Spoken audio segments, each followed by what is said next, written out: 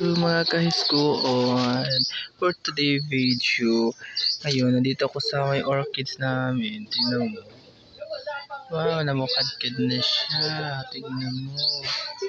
Wow. Ito po guys, yung tinatawag namin yung mga halaman ko na tinanim noon. So may uod pa siya. Yan guys, siya ang tinatawag nila na thorium plant. Ito yung puno niya guys.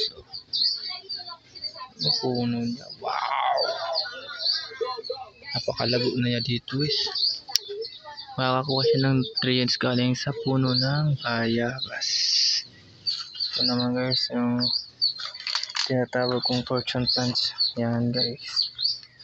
Ito sa guys, ito siya. Ito yung fortune plant. Yan. Santan. Santan ni inay.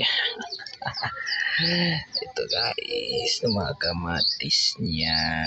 Wow guys, napakaano yung kamatis niya guys. Wow, napakaganda. Kasing ganda nyo. Ito guys, ang kusol. Kusol na kusol.